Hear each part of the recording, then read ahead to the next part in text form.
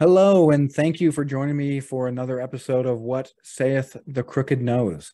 Today, I'm going to be talking to an incredible person, John, and I think that you're going to find that John has a very interesting and unique tool and mechanism to really help people find out, who they are, right? What is the energy? What is the impetus?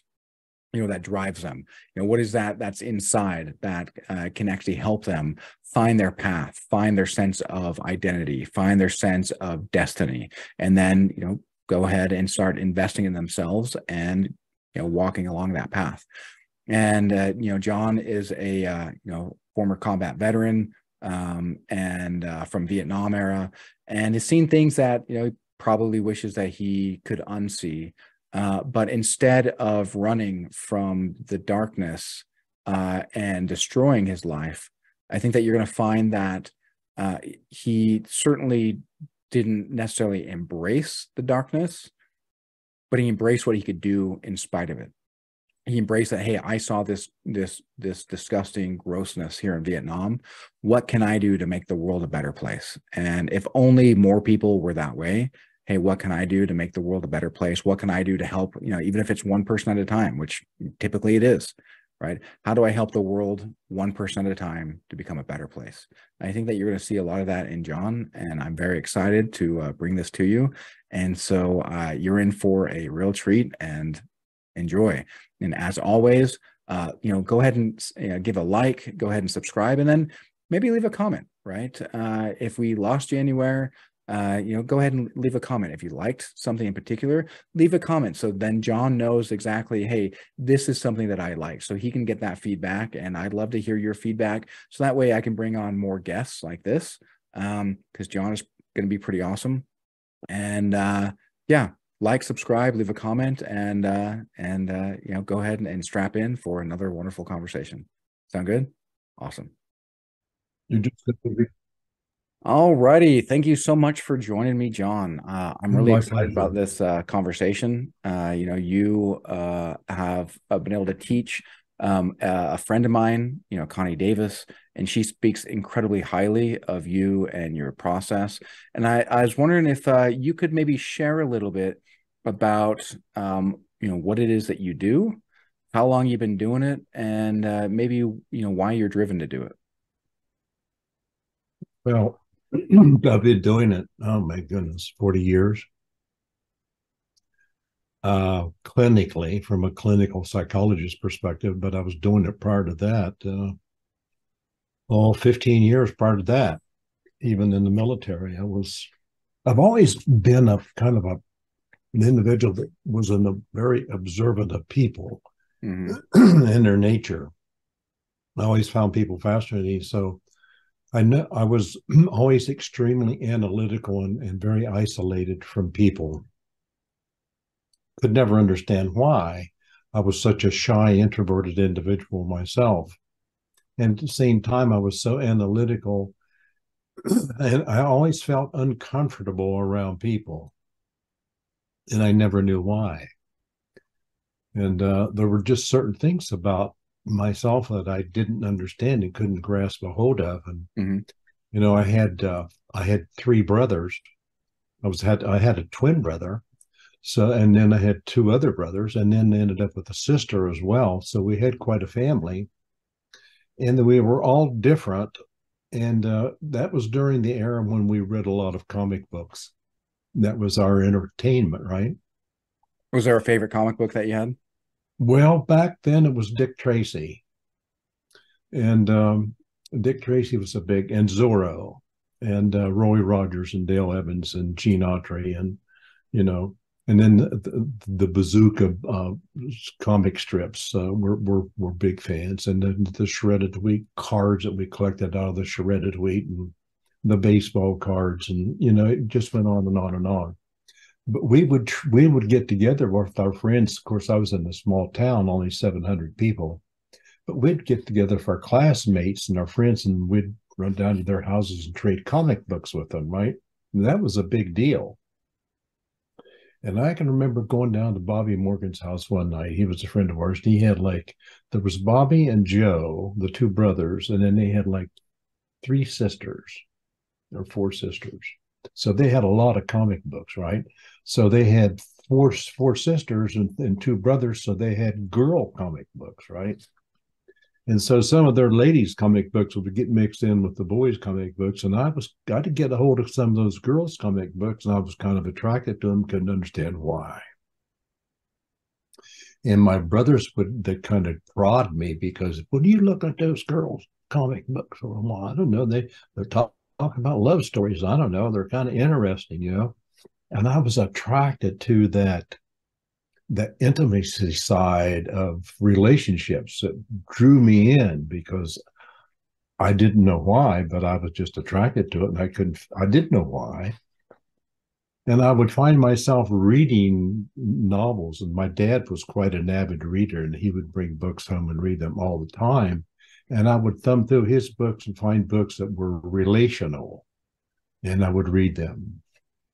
Never knew why until later in life. I, graduated and got out of the military and went to school and started studying psychology and studying people and kept pursuing that field. And then I got out of college, went on to seminary and continued to study people in psychology, and ended up getting the PhD in marriage and family therapy and started a private practice. And it's just all history and downhill from there, studying people. And my real crux was in my private practice. I just was avid. I'm a very, very compulsive individual. Mm-hmm. So anything I do, I'm always looking for improvements, because I want the truth. The truth is very, very important to me. So I would go out there and become qualified, say, as a Myers-Briggs type indicator clinician, or Taylor-Johnson temperament analysis certified, or the DISC certified, or Hearsay, or the Strongs, or the PUM, or one of those instruments, right, on the market. And so I pursued them all, became certified in all of them. I had credentials clear down my arm from all those instruments, and I had file cabinets loaded with these instruments because I'd go get certified on one, bring it back to my practice, apply it every day, because I had a lot of clients, because I was so well known, because I don't know, I just had a good reputation, had good results. And I didn't believe in long-term therapy. Get them in, get them fixed, and get them out of here, Nice. And I developed a very effective system it's worth its weight in gold in how I process individual clients. I'll tell you about it when we get to that point. But anyway. What I love about what you've been saying, though, is that I've recently been studying the Kabbalion. And ancient text, right, from apparently the god Thoth had written back in Egypt, and talks about how the principle of gender, and that masculine and feminine is in everything. And you were very analytical, so was I. Used to watch people, so did I. And I didn't realize at the time that that's a deeply feminine, right, feminine energy. And I found myself getting along with women more than men when I was young. You found yourself really being enamored in these female gendered comic books, and so just following your energy. And so I'm really excited to see where your ideas of temperament really marry up with this idea, because as I understand, temperament is something that we're born with. Yeah. It is. It's intrinsic design. It's determined at conception, and it's genetically coded because it's part of our nature, right? It's our intrinsic design. So it's going to come from our family of origin. It's going to be, you're going to look at your parents, you're going to see yourself, or your grandparents, or your aunts and uncles. You're going to see yourself in that mixture somewhere, So, and it's measurable, it's concrete, it's psychometric, anyway, the reason that I came up with this is because all those instruments that I was working with and had trained on and certified on were not working, because every time you brought someone in and worked with them, you're working with what you see and what you hear and what they're presenting. But what they're presenting is what they are experiencing, which is personality or behavior or character, and way they've been shaped and molded inappropriately. So they don't know what they are either, because they don't know who they are, because they haven't been identified. They're just bouncing around through life based upon who they think they are. They don't really know. Nobody's ever stopped and got a hold of them and said, "Hey, here's who you are. Look at this." Well, in fact, what's interesting is I've had this conversation a few times where often throughout life, what people will do will be like, hey, John, what do you want to be when you grow up? It's like, oh man, Yeah, I really want right. to do this. And they're like, that's stupid. Why would you do that? You should do something else that makes money. Basically, them saying, hey, be me, even though the person who's telling you that likely doesn't even know what they want to be when they grow up. Exactly. And so now we have this mass confusion that we then inflict upon other people. And in fact, I also served in the military, spent 4 years in the Army, and I joined the Army, right, a totalitarian environment with an outrageously sized chip on my shoulder, right? Of course, the perfect thing to do. And really, that came down to so many people saying, hey, now that you're 19, what are you going to do? What are you going to do when you grow up? Hey, you're an adult. What are you going to do? It's like, F, man, I don't know. Maybe you guys can help me out. Because every time I said, hey, this is what I want to do, it gets poo-pooed. And so it makes sense, right? The people who we listen to and who we look at, who put on this mask of like, they've got it all together. Well, inside their heads is chaos and they don't know who they are. And they're looking to other people to tell them who they are. And when those who tell them who they are don't even know who they are to begin with, now we're the dog chasing the tail. You get that right. Yeah. I love to look at people and watch people and how they behave and how they articulate one to another and the dynamics that go on there. And many times they get confused in their conversations as they're communicating. They get lost in their communications because they don't know who they are. Yeah. Well, there's a major problem out there in society that I discovered that, it has to do with the society is really primarily codependent. So you've got this vacillation going on out there between people, but within society as a whole, where everybody's bouncing off of everybody else because everybody's using everybody inappropriately. And they're trying to blame it on social norms, and it's not social norms, it's social abnorms that's causing the problem. And people don't understand it because everybody is using everybody to some degree, but they're using each other inappropriately, and therefore they're violating each other because they're stepping over each other's boundaries. And that's what's causing this separation in our communities and causing the friction between us, and that's a problem. And people are not aware of that. And it's not something that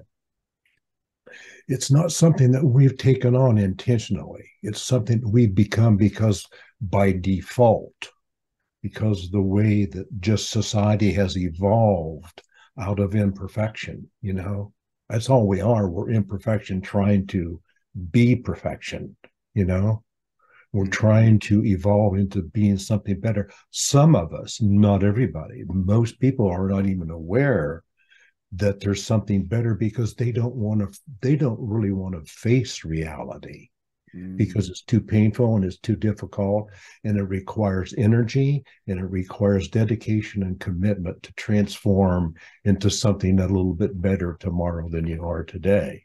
It doesn't happen by itself. Right. Or perhaps it's their perception, right, that makes it think that reality is so painful that they can't even look at it, right? Exactly. Right. And it, the stories that depression will kind of whisper in our ears about, well, hey, me, right? You've got certainty right. here. I'm an old buddy. Here. I'm an old buddy. And if you go out there, well, it's unknown, it's uncertain. At least here, you know what you got, right? That's right. And yeah, depression can be quite quite the bee, if you will. And it poisons us with its musings and wraps around us what feels like comfort, but is kind of like an anchor pulling us down. But what people don't understand about depression, there's two kinds of depression. You've got clinical depression, which requires It requires pharmacological intervention to help it. But then there's also the other kind of depression. It's self-selected depression. It's a choice we make to be depressed because of how we feel and because we're not pleased with what's going on in our life. So we decide to take a downward trend in our thinking. I call it stinking thinking. But from a temperament perspective, a little over 64% of our population are analytical people to begin with. So if they're analytical to begin with, the analytical people are predisposed to being depressive. Doesn't mean they are. It means they may look depressive. They may stay isolated from people most of the time because they're analytical and they need their space to think, dream, and regenerate, because they live in their heads all the time and expend an enormous amount of energy thinking and dreaming and creating, right? So they have to have their downtime. They don't want to be with people. And people think that they're loners, and people think they're depressed when they're really not. They're right in their comfort zone where they want to be. Yeah. Leave them alone, they're happy, That's funny. And people don't understand that about them, and they're just happy as they can be there in their little cave, Well, and what's interesting about what you said too about pharmacological help. There's certainly people who have been helped right through pharmacology. Absolutely. Yes. The longer the more we study it, though, what's interesting is that I was talking to a cognitive neuroscientist, and she was telling me that the idea that low serotonin causes depression, right? To which we need SSRIs, right? She said that was debunked 15 years ago. And in fact, being on an SSRI for a long period of time will then actually cause the brain to be like, hey, I actually don't need to create the serotonin anymore. That's right. And that's exactly right. It can do damage. Yeah. So there's a whole lot of, we're kind of in our infancy of we pride ourselves in just how smart we are. And we know everything about the anatomy just because we can label it. And come to find out, you take a, pill, which maybe, hey, if it helps you, awesome. But a lot of times can cause sexual dysfunction. A lot of people have to take an antipsychotic on top of it, just because, and so it does make me wonder, right? The Buddha said that everyone is the author of their own health and disease. And while people around us, it may not be fair that others around us are putting these, unfair psychological, tumultuous ideas like, hey, what do you want to be when you grow up? Hey, don't be that. You should be me. We still accept that, right? So until we take ownership that we accepted that, even if it wasn't a fair system, I think that right there is the start to unraveling a lot of the garbage. Can't say it's going to fix everybody, but I think understanding what it is, what are the software, right? What's the software that we've accepted into the hardware from other people's words that we've now accepted, we've now reinforced, and then we've identified, right? We've identified as who we are. So now our subconscious is running these subroutines. Okay, well, this is who we are. So this is what we're going to go ahead and do. Well, I think there has to be a new education platform presented to people. And I think once they see that they're spatial and unique in their own design, and they begin to reflect upon who they are by looking in the mirror at themselves and looking at their subjective side of their temperament of who they are, and they begin to resonate with the information that's being provided for them because of their temperament discovery, that's going to resonate with them, because as they read their temperament profile down the line and are reading it, they're going to say, this is me, because when they put their information in and answer the questions, they're going to get, if they put truth in, they're going to get truth back, which means they're going to get their temperament back. And it's not going to be character, and it's not going to be personality, and it's not going to be behavior. It's going to be their true design of who they truly are. Therefore, it's going to resonate with them instantly, and they're going to say, yes, this is me. And they're going to light up like a light bulb because it is truly who they are. And as a result, it's going to give them the freedom to express and be who they are. It's going to validate them as to who they are. And as a result, they're going to become more fulfilled in life, and they're going to get more out of life than they ever had in their It's going to be so enriching and empowering for them. That's what it does. Everybody that ever takes it comes away with the same experience, the same feeling, same accolades they have to hang on WIDP. Everybody. And so did you take all these different modalities and methodologies that you learned and distill them down into this temperament profile? Yeah. Oh, yeah. Can you kind of tell us a little bit about that process of, a little bit of the, how you started troubleshooting that and then how you realized that you were onto something? Well, it evolved over a period of years because of looking at these other instruments and identifying where they were faulty, because all they were doing was identifying they were either identifying the person's character, their personality, or their behavior. And then they were throwing in the word temperament. So they were using the four terms synonymously. They were using character, temperament, personality, and behavior, and they were using them all four as interchangeable, synonymous, right? Well, temperament is not a synonymous term. It doesn't fit in there. Temperament is determined at conception. It's never going to change, all right? Your character is determined based upon your environmental focus, your family of origin, the geographical region that you're born and raised in. All of that determines your character and shapes and molds your character. Your family, your language, your culture, all of that determines your character. And then out of your character comes your personality. And your personality is self-selected. It's a mask that you put on for every environment that you find yourself in. And you determine the mask that you want people to see. Yep. And then out of your mask comes your behavior. And your behavior can be a combination of any of those. It can be your character, your personality, or the behavior that you choose you want to present. And nobody knows what the behavior is, right? Or where it comes from, or the origin of it. So when you look at your temperament, which is determined at conception, never changes. Your skin color doesn't change, your hair color doesn't change, your height doesn't change, your size doesn't change, your eye color doesn't change, your voice doesn't change. You don't change genetically. You're the same person that you were conceived. You're still the same person. So, are you That's familiar what with temperament measures. Are you familiar with Bruce Lipton by chance? You ever heard of him? Neuroscientist. Oh, well, he really talks about this idea of, the membrane around a cell is there to inform the cell of what's going on in its environment so that it can respond accordingly. And that every cell is effectively programmable, right? We are programmable by design. We don't get to choose. We don't get to choose that, right? What we get to choose is how we're programmed. Right. I don't get to choose that somebody's going to come and tell me something and then it's going to mess with my head. I can choose how I want to accept that or reject it and be around other people who may mess with my head in a good way.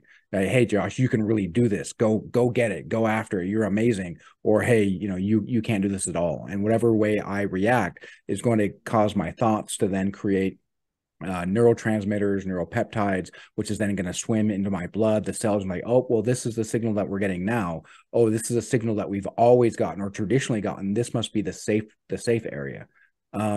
Is there really no mechanism to go in and inform the temperament and be like, hey, I want to be different? Are there no different shades or gradations?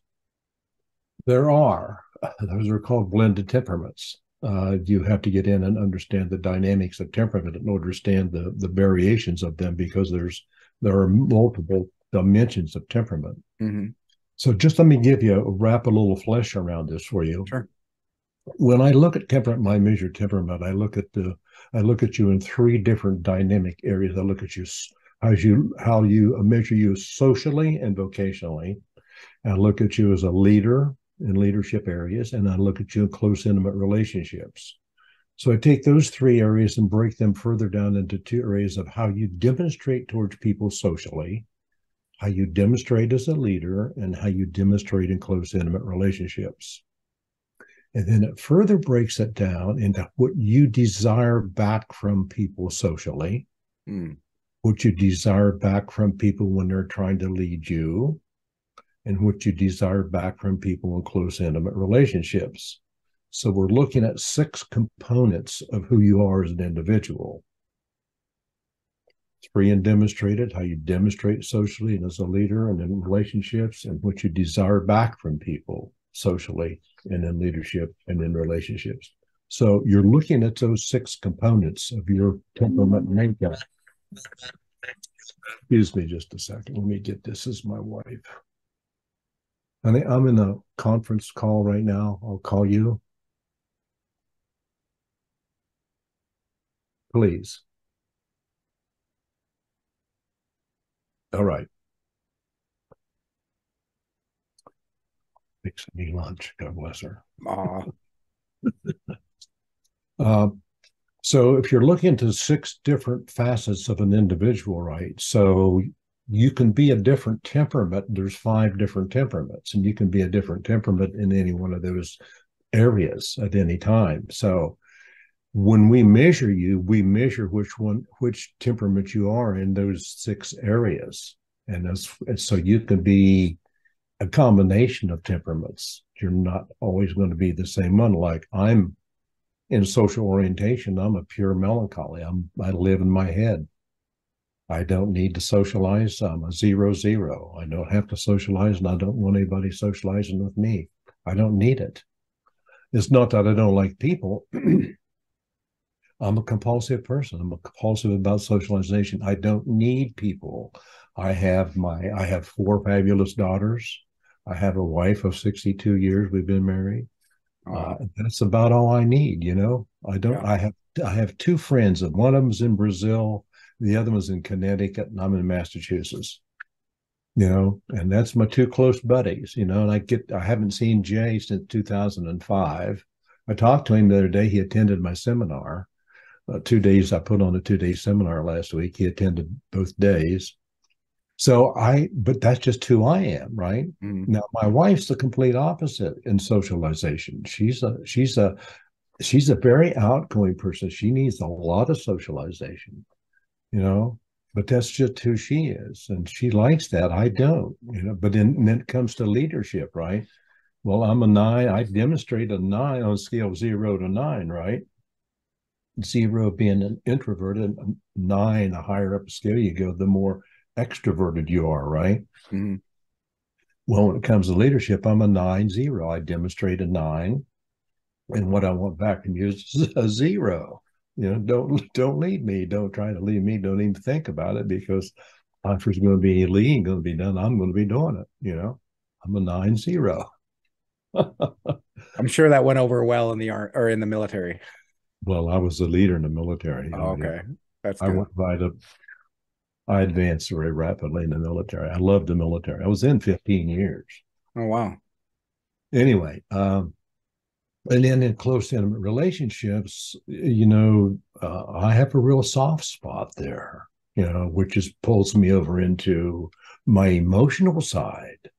And that's where I get that emotional connection in relationships that pulls me into a whole different world, which is a big story, and it's a whole book in and of itself. I want to write a book just on that temperament of itself, but I got 2 more books I want to write, but so much to say, so much to do. But anyway, once you understand, now you haven't done your temperament, have you, or have you? No, I haven't. Oh, you got to do your temperament profile. Yeah, we'll have to do that. Once you do it, it's only 60 questions, takes you 7 to 10 minutes. And then when you read the profile, it's like looking at yourself in the mirror. And it normally takes me, if I give you a good, thorough debriefing, it would take me 2 to 3 hours to give you a debriefing on your own profile. And there are 2 types of profiles. You got the Class C profile and the Class A profile. The Class A profile is for everybody on the face of the earth. And right now it's in 3 languages of English, Spanish, and Portuguese. And it's for adults and youth age 6 to 16. Mm-hmm. And then there's a Class C profile, which is a clinical profile that requires the individuals to use it to have a state license, state counselor's license, or to be certified by WIDP. Will certify them to use it. because it's third-party billable. You can bill insurance companies for it because it is a clinical profile. Mm. And it meets these standards of what they call the CPT 96130, which is a psychological assessment profile. So depending upon the clinician's level of credentials determines what level of reimbursement they get when they file it for insurance reimbursement for their insurance companies. So it's a powerful instrument, and it meets HIPAA compliance, of course. And the program was written not only to meet HIPAA compliance here in the United States, but it meets European HIPAA compliance as well, because it was written by a Harvard. My programmer was he does programming for Harvard. Nice. He does, and so security measures in there. Once you distill down all these different modalities into this temperament profile, what did you start seeing as changes in the clients that you were seeing? Freedom. Because I was talking to them about who they truly are rather than talking about their personalities and the mask that they were wearing and the feelings that they were expressing and the emotions that they were having. I was no longer addressing the emotions. I was no longer addressing their feelings. I was addressing why they were having the feelings and why they're having these emotions. I was addressing the core of who they were, because they were having these experiences and vacillating back and forth because of their unfulfilled needs and desires, because they were either they were being forced outside their social boundaries, their leadership boundaries, or their relationship boundaries. They were not being fulfilled in those areas. And that's why they were coming unglued. That's why they're unfulfilled. That's why they're nervous and anxious and unsettled and unhappy in life. And is that them basically oscillating between, what the soul and the heart knows versus then having to remind themselves, oh, wait a minute, I'm actually this mask. But the soul and the heart knows what they need to do and what they want to do, but then they go and then they mess things up by reminding themselves that they're their mask. Is that kind of? They just keep saying, "I know something's wrong. I feel empty. I feel there's something absent in me. I don't know what it is." Well, I have answers for them now, because it's their temperament's needs are not being fulfilled. That's why they feel isolated and empty. That had been incredibly rewarding to see. Was that was it like night and day difference? Oh my goodness! I had I did a seminar down in Worcester, Mass, one time for Triumphant Life Church, and I had this professor from Worcester Polytech attend the seminar. He was 83 years old. And at the beginning of the seminar, I go around and ask questions. Why are you here, and what do you expect to get? And at the end of the seminar, I go about, what do you think now? And he stood up at the beginning of the seminar. He says, I'm 83 years old. I'm a professor at WPI, and I'm here, blah, blah, blah. I'm here because my wife wants me to be here, and my son wants me to be here, blah. Chewing rocks all the time. Yeah. But when it was over with, we went around the room, and he got up and he started talking. He says, if I'd have had this 80 years ago, 60, 50 years ago, he said, and he started crying. He said, I could have saved my family a lot of pain and aggravation. He says, because I was such a terrible father and husband, because I didn't understand myself and he didn't understand who I am. He says, and I was so abusive because of my nature and who I am. He said, if I've only known about myself and known about this, my temperament, he said, I could save them a lot of grief and pain. And he said, just stood there and wept. As sad and heart-wrenching as that might be, that's got to be incredibly rewarding that you are now perhaps preventing that, right? Yes, absolutely. Yes. It is freeing. It's just a whole new level of understanding humanity at a different level, because we're going deeper. We're not looking at the external manifestation of humanity out here and all the problems. We're looking at the root needs and desires that are unfulfilled, that need fulfilled, to embrace and bring more harmony out here at a greater level. Yeah, I love that. Yes. And so how often do you put on your 2-day seminars? Oh, whenever I can get a crowd. I'm in the process of writing my book on my second book on temperament, and it's being formatted. I probably will have it published maybe even by the end of this month. Oh, snap. Nice. Yeah, yeah. And then I'm excited about that. And then I'm coming out with a brand new website. The website that I have up now is a great website, but I may be putting the new one up probably by the end of this month. It'll be up too. Okay, nice. So lots of new I've been things for working on it for 2 months. So there's a lot of brand new things that are coming on. I'm doing a lot of things, a lot of activity.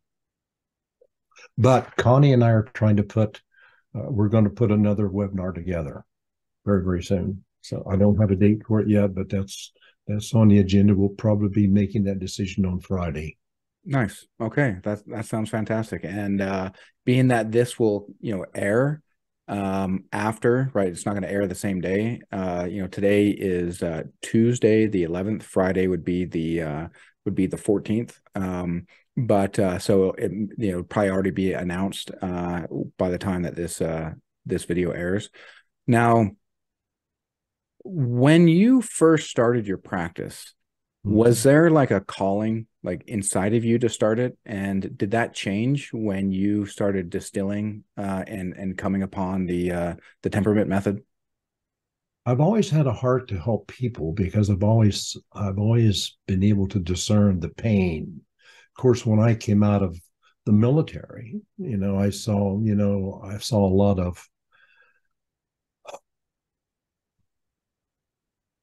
lot of death and destruction in combat. I traveled with the infantry. I was a tunnel rat. I was a demolition expert. And, when I got injured, I got hit. I hadn't had a bath or a shower or a hot meal in 69 days. Dang, And I looked like a wild man. I bet. I mean, Was that in Vietnam? yeah, it was horrible. You were a combat engineer? Yeah, yeah. It was terrible. And you see that stuff, and I don't know, it does something to you permanently. It just devastates you internally. It just fractures you. So in order to survive, I think I want to help people because I don't want to see people go through what I had to go through. I'm trying to prevent that. And I'm just one person, but if I can help, I had a story one time where this guy was walking down the beach, and he would pick up what do they call the jellyfish on the beach, and he'd pick up a jellyfish and he'd throw it out in the ocean, and there were just a lot of them on the beach. And this guy come over and said, "Hey," he says, "why are you picking up that jellyfish and throwing them out?" He said, "What makes the difference?" He says, "Look at how many thousand of them are going to die on the beach." He said, "Watch." He threw that one. He says, "It's going to make a difference to that one." Mm-hmm. And he threw it out in the ocean, right? Well, that's the way I feel about life and people. If I can help one person, then great. I've done something positive for that person. And maybe that person can help 2 people, and those 2 can help 2 more. And it just, the exponential factor kicks in. Yeah. Because listen, we're all special. Everybody is special. Everybody has heart. Everybody has feelings and emotions and needs. And we're all basically the same. We all have that need. It doesn't make any difference what color you are, or how educated you are, or how wealthy. It doesn't make any difference.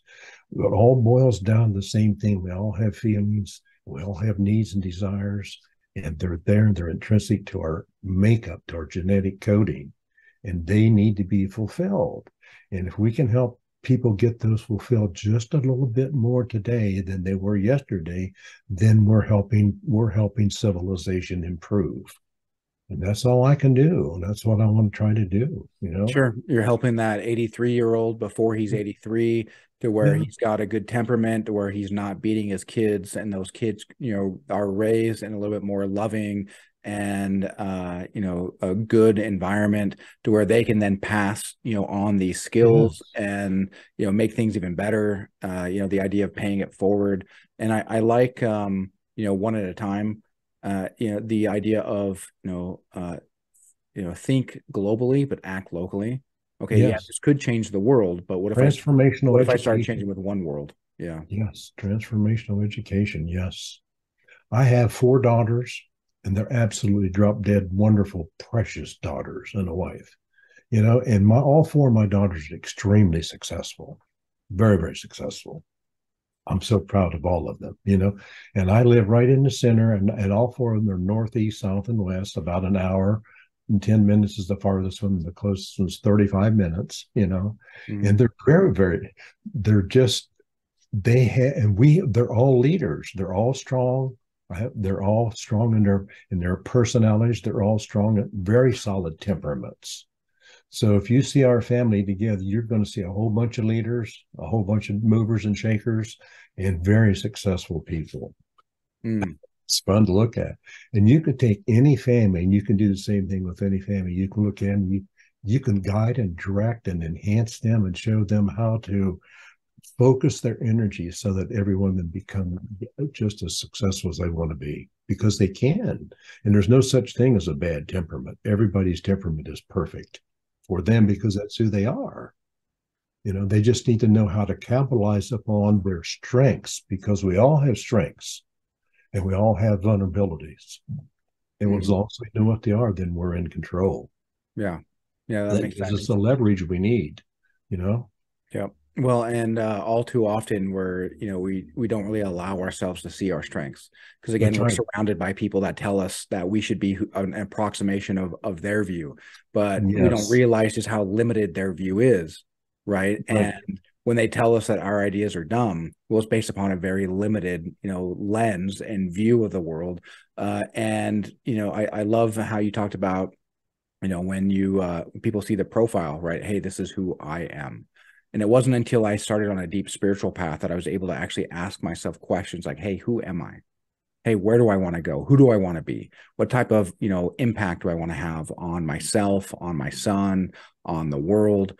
And, I no longer needed to ask an exogenous, an exogenous, person, force. I could actually ask something endogenous, something within me, right? Yes. Who am I? And then, not even necessarily to get an answer, but to start me along a path to discover who I am, rather, because I found that, and maybe you found this too in your studies, but it seems that higher wisdom needs to be discovered, which is why you can't just give it to somebody. You try to give somebody an answer to fix their problems. Well, they don't appreciate it because they have to discover it. They have to discover the value themselves. Well, self-discovery is powerful, but Yeah. but in order to be there, you have to be open and willing to go there. Yeah. And that takes persistence on your part. Yeah. It doesn't happen by itself. That's such a great point. Yeah, you got to put energy in if you want, garbage in, garbage out. If you don't put anything of quality in, you're not going to get anything out. Yeah. The best investment you can make in your own life is yourself. Invest in yourself. Yeah. Because you're worth it. Everybody's worth it. I see value in everybody. Well, and I'm the only one that shows up in every scene of my life too. That's right. And you're the only one that knows yourself. Yeah. And you can't lie to yourself. Mm. That's why you are the best confidant you will ever find in life, because you can look in the mirror and talk to yourself, and you can really get down with yourself because you can't lie to yourself. Mm. You can have some of the best conferences you ever had by looking in the mirror and talking to yourself. Interesting. Is that something that you learned as a clinician? Oh, yes. I learned it. And once I learned it and got the value of it, I immediately pass it on to everybody. Pass it on. Hmm. I love developing people. That's what my book, this one here. Let's see. Right here. Developing people. I like that. That's what I do. You know, that's what WIDP is all about. It's about developing people. Now they say, well, that term doesn't sound right. I don't care whether it sounds right or not. That's what it's doing. It's developing people to become who they are. Yeah. Well, like a photograph. Yes, exactly. And the more you learn about yourself, the more you want to know because it pulls you in. You know, you don't have a choice. You don't want to.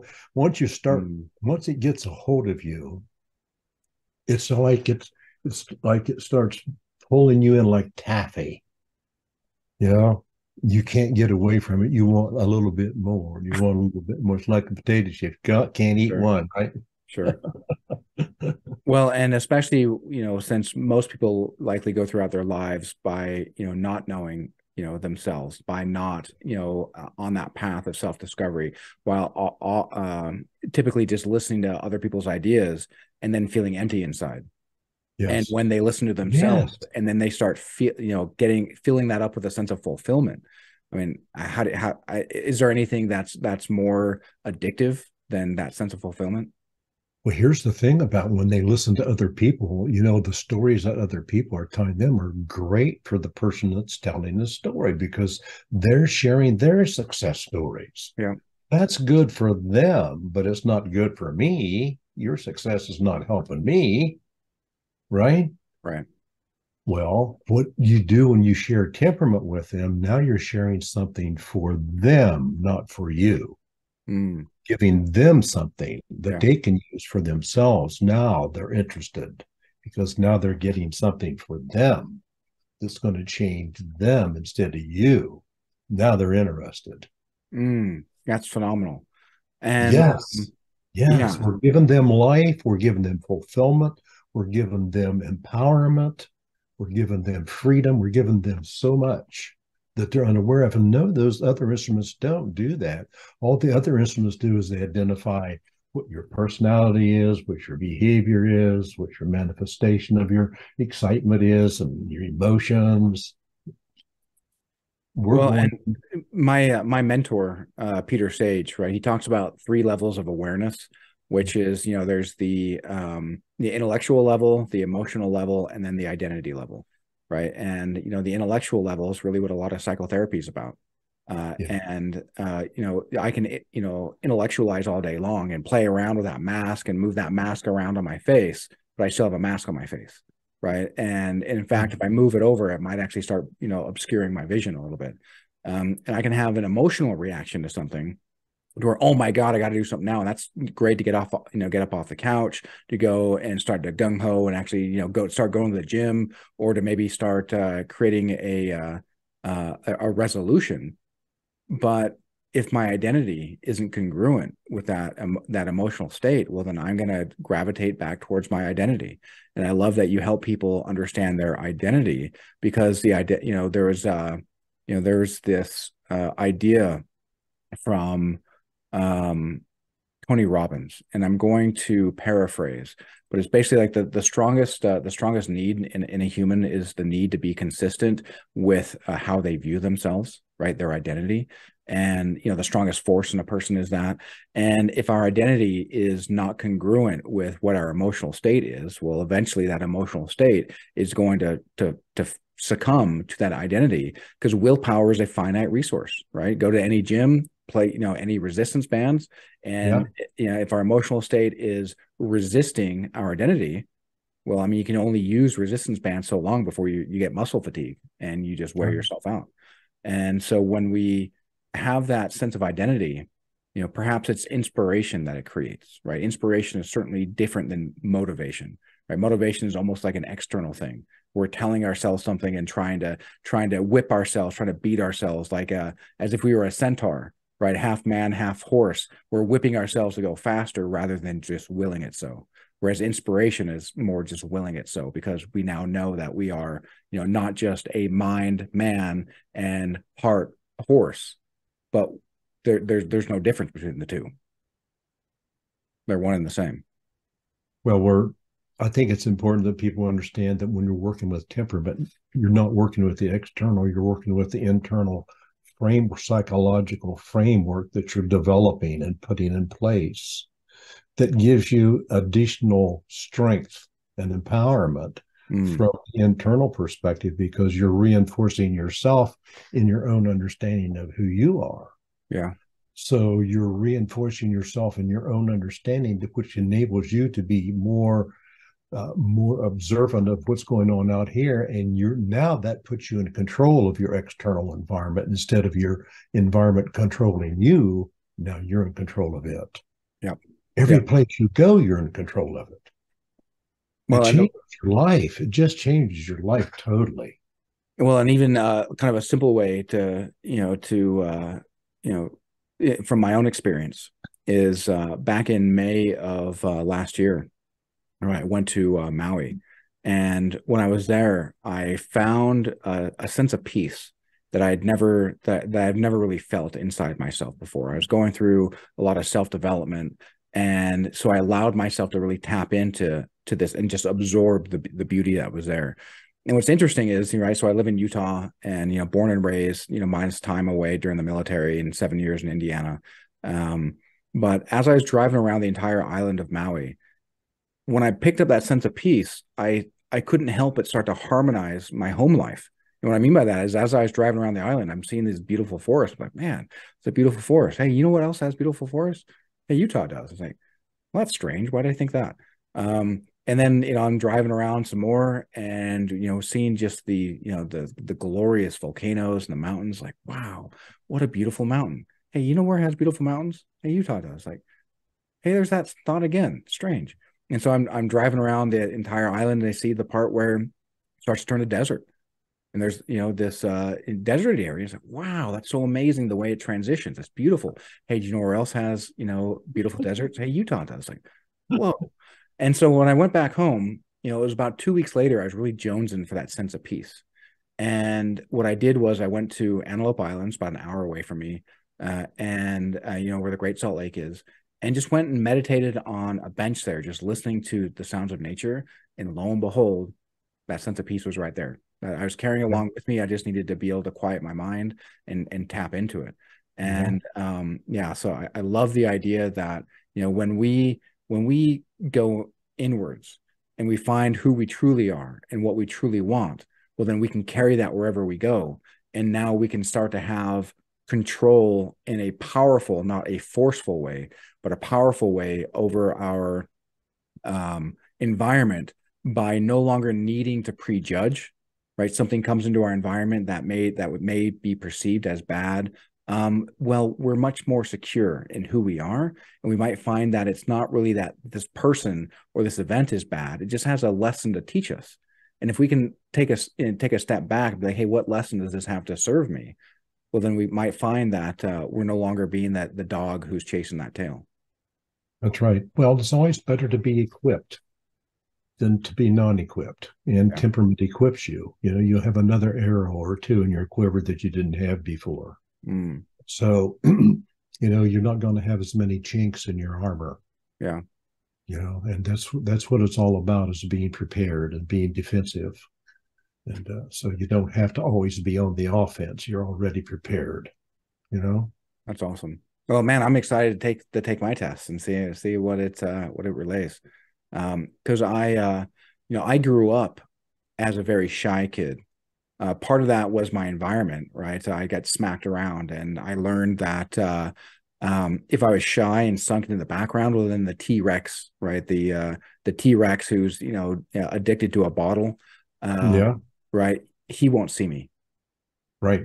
But then by high school, by my senior year, I was so sick of it. I was so sick of being so deathly afraid to talk to people that I would just blurt out the first thing that popped in my head. And it got me in a lot of weird situations because it usually was not appropriate, because, I have this, internal angst and, feelings of unworthiness. And, I'd really put myself down and then build up this anger and then finally erupt out. And so I could actually say it, right? Because it took the anger to get me off of, to get me out of fear. And then it wasn't long after I joined the Army. So then, I had, for a while, I had a break in the signal, that was going beep, beep, beep, beep, beep, beep, beep, my brain saying, hey, you probably All shouldn't right. say this. And the problem with that is that as that signal got to my brain saying, hey, you probably shouldn't say this, I was like halfway through saying it already. So yeah. Right. So I did a lot of push-ups in the army. I got very fit, and yeah, but it taught me it taught me a lot. And it'd be Yeah. interesting to see, um was I just wielding my energy different? Temperament was the same. I just tapped into a different part and just wielded it differently. And so, yeah, it'd be fun to see ultimately, what my temperament shows. What is your email? Yeah. So I'll shoot you an email after this, and Send then me an email and I'll send you a code to get your profile. okay, yeah, that sounds awesome, man. That sounds fantastic. And then if people want to reach out to you and they want to get their own temperament and they want to be able to work with you, whether it be during a 2-day seminar or just get their temperament, what would be the best way for them to reach out to you? Through my website, they can go to the website and they can reach me there, or they can email me at jwworley@comcast.net or jwworley at widp.org. Okay. And That's what's the my, name of your website? Or sorry, what's the address of your website? it's www.widp.org. Okay. Perfect. WIDP.org. And Um, that website that's up there now is going to be changing. It could be changing any day. It's going to be a whole brand new website. will it have the same address? Yes, it will. Okay. Perfect. So that's fine. So then people at least know how to reach you, and that won't change. Well, John, this has been an incredible conversation. You're a wealth of information. I love how you really live from a place of trying to add value, right, to others. And do you maybe have any, I don't know, any final thoughts that you'd like to share? I think that just people need to understand their true value, because people don't realize how truly valuable they are until they begin to become introspective and looking internally at themselves, Mm, their true value, because we're just all of our lives we're told how unworthy we are, yep. and we're always looking at the negative side of who we are. And we're valuable people, and we need to look at ourselves based upon our true intrinsic design, because we are unique and we're special. And there's only one of us, and we bring everything that we have to the table. Nobody else can bring to the table what we have, and what we have is special. Yeah. I love that. I love that. Right. Only we can harmonize our part of the world in the way in which we can. Yes, nobody Yeah. else has that. They're the only piece of the puzzle that there ever will be. There will never be another piece of the puzzle like them. Mm. They're the only piece. Yeah, I like that. Well, if you're watching this, right, go be your piece of the puzzle. Yes. Reach out to John to figure out how you can, place yourself and be that best piece, and Yeah. start to harmonize, life around you. And man, I feel like we could go on for hours and hours.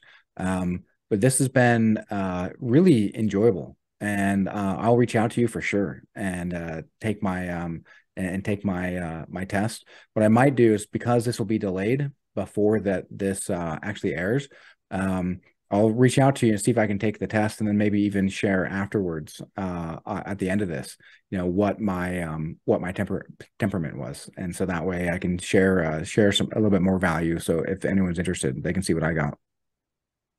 Well, I'll give you a little secret here. Hmm. If you tell your audience that when they log in, the profile's $50, right? Hmm. But when they log in, if when they check out, if they put in, there's a code block, and when they check out, Hmm. code block, they put in 250FF, 25 off, no spaces, just 250FF. They'll get $25 off of the 50. Dang, half. Oh, wow. Awesome, man. I'll put that in the description of the video as well. Yeah, I really appreciate you giving that gift to my audience. And I suspect that there's going to be some people who are interested. And I'd love to help where I can, facilitate, right? Bringing an expert in and having people be like, "Holy cow, this is awesome." Yeah. And well, fantastic, man. Thank you so much again for your time. And I'm going to be checking out your website by the end of the month. I'm excited to hear about your book. and I guess maybe even the next 2 books that you might be working on. Yes, I have both of them up by the end of the week. Who knows? Yeah, that's By the end of the incredible. month. One of them will be up by the end of the week. One of them will be up. Probably both of them will be up by the end of the month. Okay. Exciting. Well, yeah, as you should be, right? You're doing God's work, man. And it's Yes. fantastic. And Well, well, thank you again. You've been a pleasant, incredibly pleasant expert to have on, and may love and truth always guide your path, good sir. God bless you. It's been a pleasure. Thanks.